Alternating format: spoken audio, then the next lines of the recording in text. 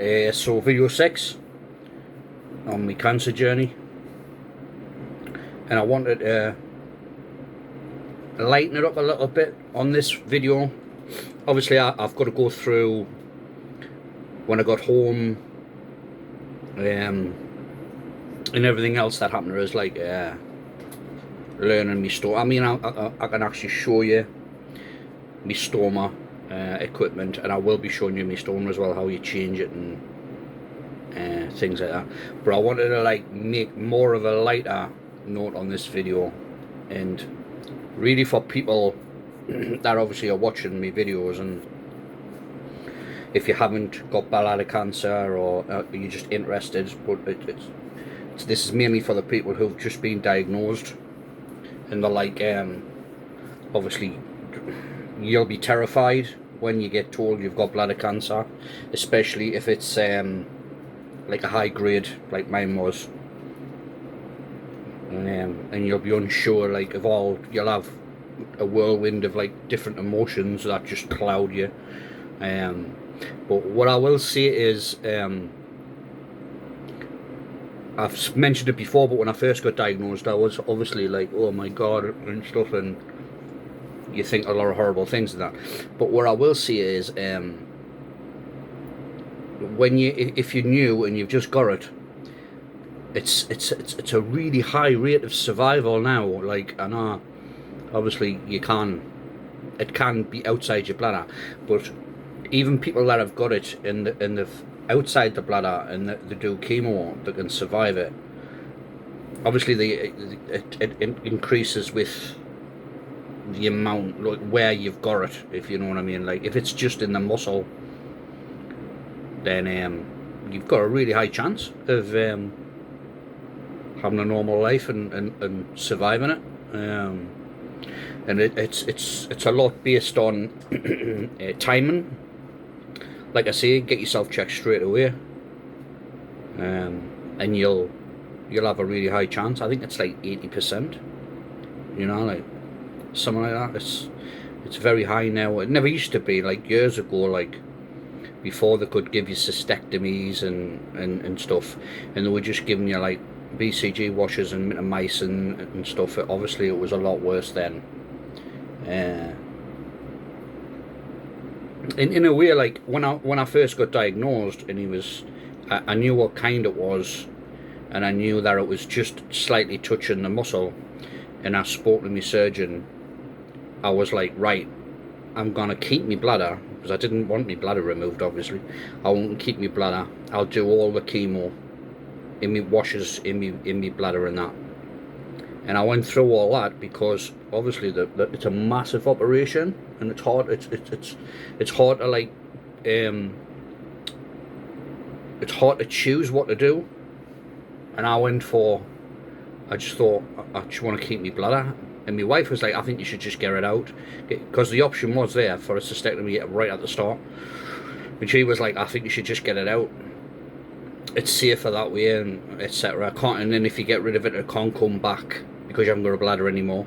Because it has got a high rate of coming back, bladder cancer. But I was like, no, I'm keeping my bladder. I'm not doing it. I'm not going to put myself through the operation. So I ended up going through all the BCGs, all the TURBTs, and then in the end I had to have a cystectomy anyway. So, but that wasn't because my cancer had come back or anything like that. It was because obviously I was getting sepsis through the catheters and stuff, and my body wasn't reacting very well to the BCG. But I never got my cancer back. From the time my first ever TURB, I don't think I never got any cancer cells back from then. But I still ended up getting the cystectomy because of the grade it was. So although I don't want to say to people, well, if you get it, you should just immediately get a cystectomy. In hindsight, I kind of wish I did now, because I wouldn't have had to go through all the TURBs, which is like going in for operations to get it resected off my bladder. Because that is, I'm not going to sugarcoat it, it is painful. So I went through, like, I think I had 3 TURBs. And it's not painful as in you don't get back pain, belly pain and stuff. It's just when you go to the toilet pain. It's like weeing razor blades basically, and it's but it only lasts for a few days, but I mean still painful that way. But I could have saved myself all that crap, and I could have saved myself not getting BCGs and multiple catheters. But looking back now, it's like not much I can do about it now. It's been and gone. But if I had the option again, and I knew what grade it was again, and he just went to his, I can give you a cystectomy, or we can try and just maintain it, keep an eye on it, give you BCG washes, and then obviously if it comes back, we'll be straight on top of it. You know, we have like if I knew now what I know, I would have just went for a cystectomy straight away. I would have listened to my wife and just went, right, I just want it done. Got it out the way.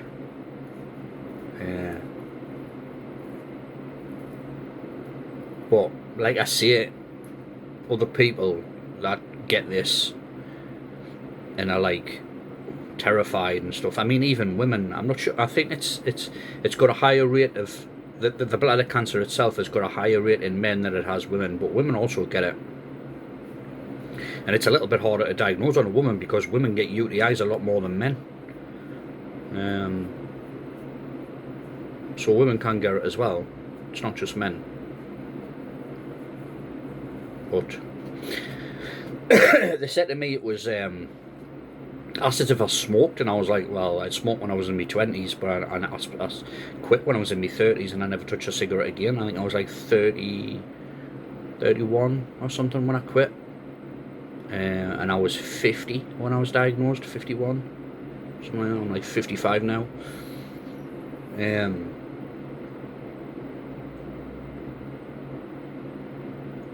But yeah, like I say, it's you have a really good chance now with bladder cancer. It's like the 4th most common cancer as well. Like obviously you get prostate and stuff like that for men. That's higher. But like I say, you've got a lot of good people backing you when you get it as well, like the surgeons and I kind of felt the stoma nurses and all the people that were involved in my care. As everybody was just right on the ball straight away as soon as I found out what I had.